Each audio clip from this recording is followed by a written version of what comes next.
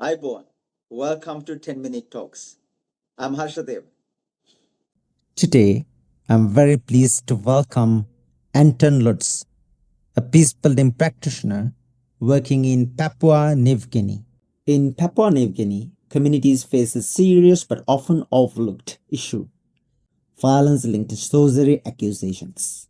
Research suggests that around 30 people may be killed each year because of these accusations, though the real number could be higher, since many cases are never reported. Anton works directly with communities, addressing this challenge through education, legal awareness, and faith informed dialogue.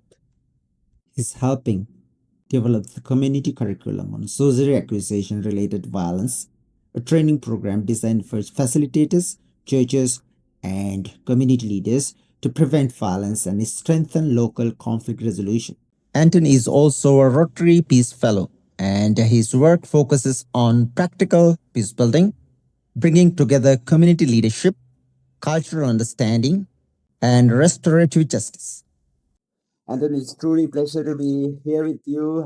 We connected just a couple of weeks ago at Makerere University as Rotary Peace Fellows, and now we are here again. So thank you for joining me today.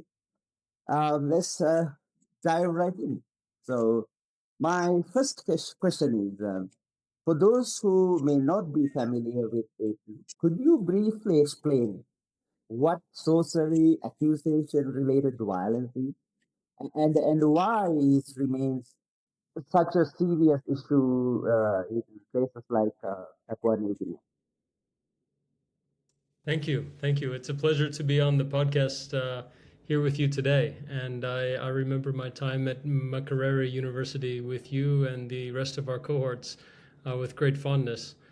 Sorcery accusation related violence in Papua New Guinea and also around the world refers to acts of violence directed against individuals who are accused of causing harm through what we could call supernatural means.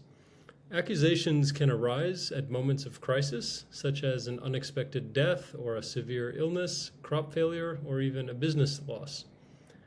Within certain communities, these misfortunes are interpreted through belief systems which are actually evolving through time.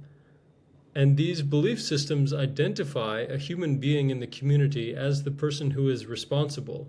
And once they identify that person, they may act against them with violence, thinking that this is a justified retaliation or even a necessary protection for the community.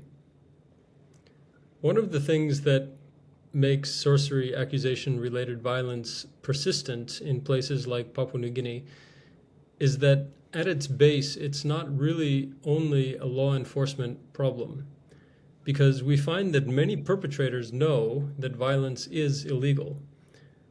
Yet violence feels legitimate and justified within the community's own framework. So it's almost like there's a self-reinforcing chain of assumptions that's at work here. People believe that sorcery is real and dangerous. They believe it's harming someone in their community. They believe that they can identify the person who is responsible, and then they believe that violence is justified as a response to that. From the outside, from the rest of the world, this can look like a spontaneous eruption of collective violence, but I think for the people who are doing it, it can actually feel like justice. In PNG today, this is one of the most urgent human rights crises that we have in the country. It affects disproportionately women, older women, widows, even younger women. It also extends to families. Children are often killed after their mother or father has been killed. Communities have been burned to the ground in the aftermath of some of these accusations. In some parts of the country, we find reports coming in that lead us to believe that up to 200 people are being killed in this way every year. So that's some of the background analysis of what we're seeing on the ground there in Papua New Guinea. Mm-hmm. And then, my second question is, from your experience, what social or cultural factors often lead to sorcery accusations, and why do these accusations sometimes turn into violence? I think if we evaluate this, we can see that several things are coming together. One of them is the belief system. And this is important to point out because in the context of Papua New Guinea, there are many different belief systems. Papua New Guinea is often described as the most linguistically diverse place on earth, with over 860 languages still being spoken across the different tribal groups of the country. And so beliefs vary from place to place. Every different language group will have a different belief system. But we do see generalizations that we can talk about. In some places, the accusations center on this belief that there is a spirit or a thing that lives inside of people which harms others. In other places, they talk about it being ritual or object-based sorcery, which can often be attributed more to men. So this is someone who is doing a spell or protecting the village or this kind of thing. But these stories about sorcery and witchcraft, these are traveling from place to place. As people get married to new places, they move for work. These are mutating even through social media, we're seeing. And we are now documenting new cases of violence in areas where there was no violence even a generation ago. But we find that belief alone cannot fully explain why these accusations escalate into violence. One of the other factors that is going on is that this escalation and this violence depends on the social endorsement, on the silence of people within the community, and therefore on the perceived moral permission of the community. Because, of course, some people privately doubt whether it's even true that their sister is actually a witch. But because they feel like they don't have support in the community, they feel helpless. Underlying almost all of these cases that we have come across, we find that there are other tensions going on in the background, such as land disputes, resource competition, jealousy of economic success or education, political rivalries.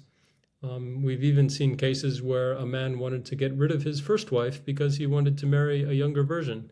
And so he found a way to accuse the old lady and got her killed, and then he married the young lady. Sometimes at funerals, we can find that these are particularly dangerous as communities come together to try to find out who can be blamed for the death of the loved one. And they will find someone who they call a glassman or a glassmary, meaning a person who is claims to be able to determine who is the guilty party in a situation. And so they will accept money in order to make an accusation, and then the community goes along with whatever that accusation might be. The accuser is not always the most obvious community member either. Sometimes we find sons torturing their own mothers, we find in-laws accusing a widow, sometimes we see entire community structures, including policemen and village court officials, who are standing by or condoning what is happening. This is why we can conclude that disrupting sorcery accusation related violence means we must address not only the attackers, but this entire framework or structure, the system of silence, including, unfortunately, the fact that there is often spiritual legitimization of the violence, where churches and pastors in the Christian church are giving space for people to behave this way and believe this way. So all of this, we can say, is complicity that merges with these supernatural beliefs, and together it births this violence. Now, what role can peacebuilding play in addressing sorcery-related violence, and what community-based approaches has been had to reduce these conflicts? Fantastic question. Thank you. The main insight from the work that I've been doing for the last 10 years is finding that when we work with conventional responses, such as awareness campaigns, training of police, trying to rescue people, provide safe houses. These response activities are absolutely necessary. However, they are not sufficient to deal with the problem. These responses are interventions after the violence has already taken place. I think what we need to focus more on is the upstream work at the level of the narrative logic itself, where beliefs and community norms that make violence seem necessary, that's where we have to be focusing. What the program that I've been working with UNFPA, with Divine Word University, and with community leaders throughout the Highlands, and it is showing promise, is a structured, community-based educational approach which uses local people such as pastors, community leaders, even youth leaders, people who already have trust within their community.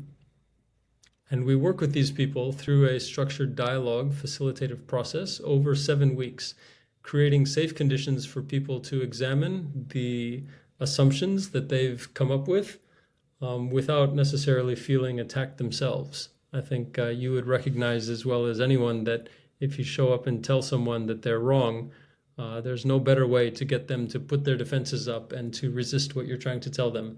So you can't just come in and tell people they're wrong. And we also are not there to convince them that there is no such thing as sorcery. What we're trying to do is disrupt the connective chain that links this belief to identification to violence. At the end of our program, we also like to have a public graduation ceremony, which actually makes visible this new norm that we're trying to instill or plant, I guess we could say, into the community, where nonviolence becomes the new normal. And this graduation process, we seek the participation of provincial leaders, district leaders, community leaders, church leaders, whoever we can get to show up, and they come together to show the community that we're all in this together.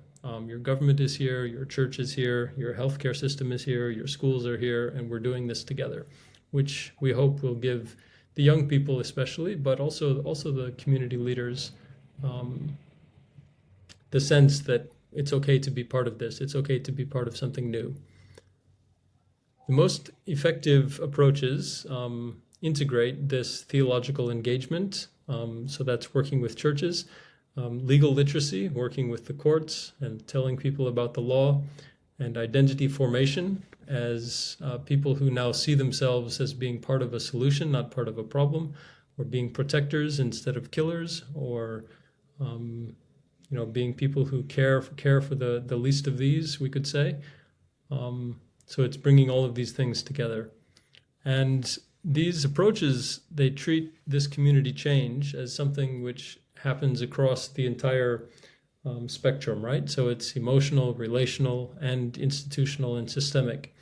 It's not just an information problem to be solved.